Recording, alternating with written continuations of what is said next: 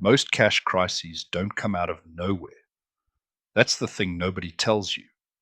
When a business hits a wall and can't make payroll or can't pay a key supplier, it almost always looks sudden from the outside. But it wasn't. The warning signs were sitting there, visible for weeks. The only problem was that nobody was looking in the right place. Today, I'm going to give you the one simple tool that does the looking for you. It's called a 13-week cash flow forecast, and it is the single most useful page in a small business. You don't need accounting software, you don't need a finance background, and you don't need more than about 15 minutes to start. Let me walk you through it. First, the reframe. You already know your business is going to have tight weeks. Every business does. The difference between an owner who sails through them and one who gets blindsided isn't luck, and it isn't how much money they make. It's whether they can see the tight week coming. A problem you can see 3 weeks out is a to-do list. The exact same problem discovered on the day is a crisis. Same problem. The only variable is warning time. This tool buys you warning time. Why 13 weeks? Because that's 1 quarter.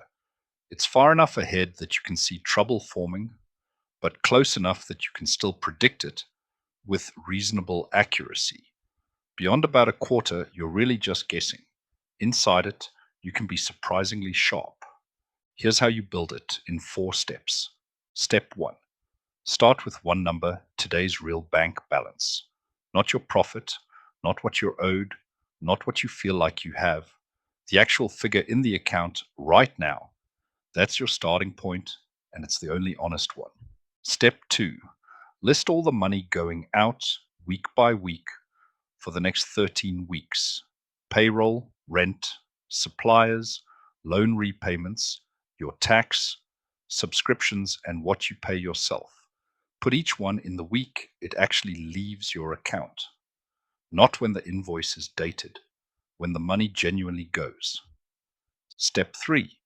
List all the money coming in week by week, and here's the discipline that makes this work. You forecast when you will actually be paid, not when you invoiced. If a particular customer always pays you 2 weeks late, then forecast them 2 weeks late. Be honest, even a little pessimistic. A forecast built on hope is useless. Step 4. Run the running total across the weeks. Each week, take the starting balance, add what comes in, subtract what goes out, and that gives you the starting balance for the next week. Carry it all the way across the 13 columns. And now the useful part. You look down that running total, and any week where the number dips towards 0 or below it is a flare going up. There's your tight week, weeks before it arrives. And because you can see it early, you have options a panicking owner simply doesn't. You can move a payment, you can chase an invoice forward, you can hold off on a purchase, you can arrange cover calmly in advance instead of begging for it the day before payroll. Same problem, but now you're handling it from a position of control. Here's what most people get wrong with this. They build it once, feel wonderfully organized, and then never touch it again. And a forecast you don't update is worse than useless because it gives you false confidence. This is a living tool. It should take you 5 minutes a week. You put in the actual numbers from the week that just passed. You roll the whole thing forward 1 week and you look again. 5 minutes. That's the entire discipline. Do it every week, and this page will quietly save your business more than once. So here's your one action this week. Don't wait until it's perfect. Open a blank spreadsheet today. Make 13 columns and just fill in the money going out for the next 13 weeks. That's it.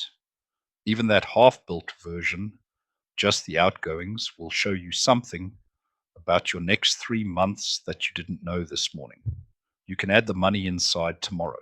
That's the straight answer on forecasting. A cash crisis you can see coming isn't really a crisis.